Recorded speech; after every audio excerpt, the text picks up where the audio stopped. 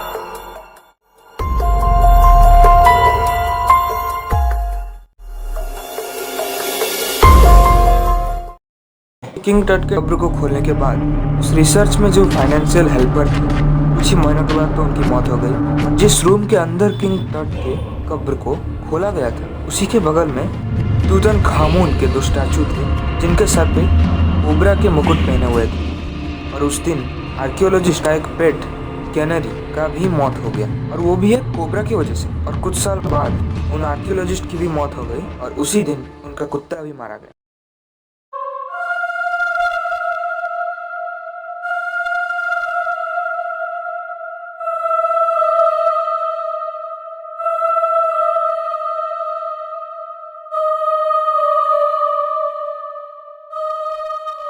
मैं जो आपको बताने जा रहा हूँ उसे सुनकर आपको उल्टी भी आ सकती है। प्राचीन मिस्र में बर्थ कंट्रोल के नाम पे क्रोकोडाइल डंग को दूध के साथ मिलाकर वजाइना के अंदर डाला जाता था कि वो एक एसिडिक बैरियर पैदा करे, स्पर्म अंदर ना जा पाए।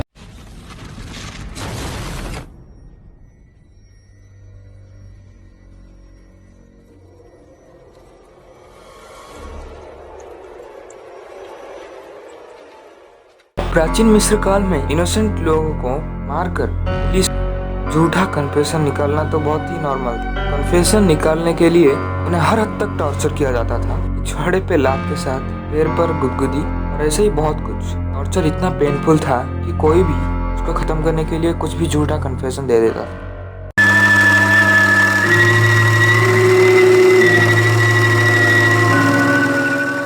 वक्त था जब एंशिएंट इजिप्ट वर्थलेस गार्बेज समझा जाता था। 1900 के टाइम पे जो ममीज आते थे कि उनका वैल्यू पेपर से भी गिर चुका था। तो तब यूएस के कंपनी ने इन्हीं ममी रैपिंग पेपर को ही अपने फूड रैपिंग पेपर के साथ बदल दिया ताकि ज्यादा प्रॉफिट कमा सके, जिससे कोलेरा स्प्रेड होने लगा। और कंपनी ने भी इस बात का कोई ध्यान नहीं दिया। कुछ टाइम बाद कंपनी को ये सब बंद करना पड़ा। Fresh drinking water, a staple of life, but in another time and place, a deadly killer.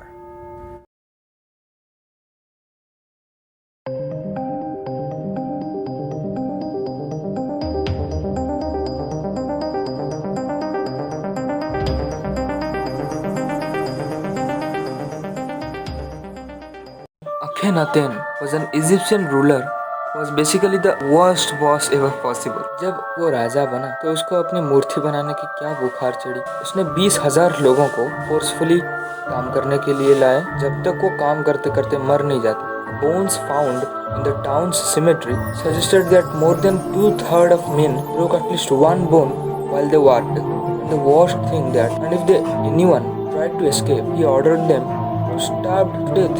Physically, the choice was either work to death or be killed.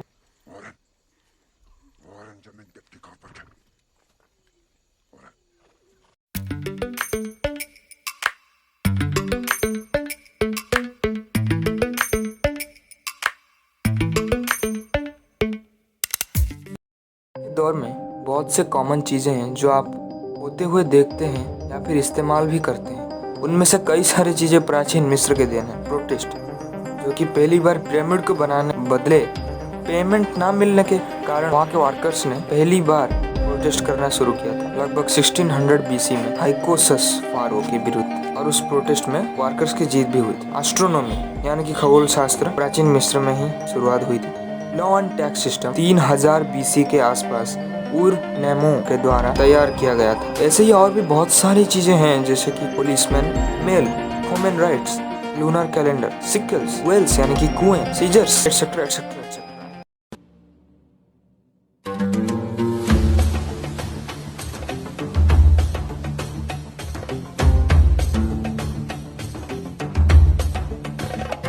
बहुत सारी मूवीज, वेब सीरीज में आप लोगों ने तो देखा ही होगा कैसे स्लेव्स यानी नौकरों के द्वारा बड़े बड़े पिरामिड को बनाया गया। लेकिन 500 बीसी के आसपास आर्कियोलॉजिकल रिसर्चर्स ने खोजकर निकाला था pyramids build by a workforce of 5000 permanent salaried employees and up to 20,000 of temporary workers. 3 से 4 महीने तक काम करने के बाद इन्हें नए वर्कर्स के साथ बदल दिया जाता था।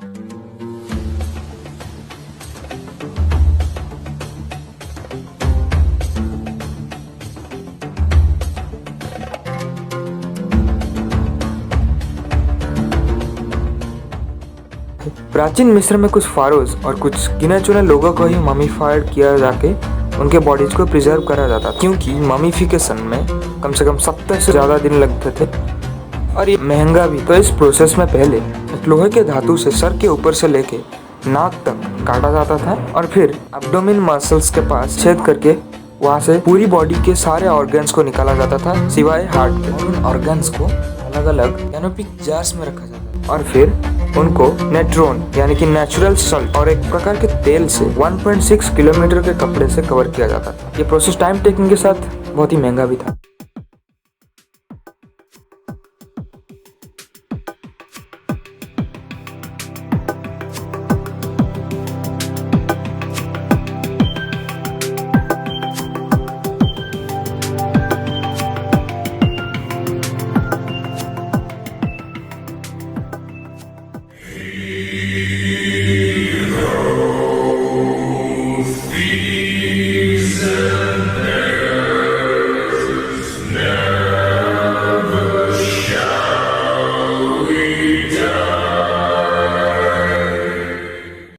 प्राचीन मिस्र के फैशन सेंस में कुछ एनिमल्स के सर भी थे। ओरस जो कि एक स्काई गॉड हैं, उनका शरीर एक मनुष्य यानी कि ह्यूमन बॉडी के ऊपर फाल्कन का सर अटैच था यानी कि बाज का सर। अनुबिस जो कि मौत के देवता हैं, एक जैकल के सर के साथ मनुष्य के सर में देखा जा सकता है। सोबेक जो कि एक क्रोकोडाइल गॉड है, क्रोकोडाइल के साथ उनका बॉडी ह्यूमन बॉडी के साथ अटैच, इन्हें god of the Nile river भी कहा जाता है। और आखिरी में गेव गॉड ऑफ यार, फादर ऑफ स्नेक्स। ये माना जाता था कि गिब्स के हंसने से क्विक और उनके रोने से नदियां बहती हैं। तो चलिए आज का वीडियो यहीं पे इसी के साथ रैप अप करते हैं। अगर कुछ इन्फॉर्मेटिव चीजें आज आपको जानने को मिली तो हमारे चैनल को सब्सक्राइब करना मत भूलिएगा for more interesting videos like this. Good bye.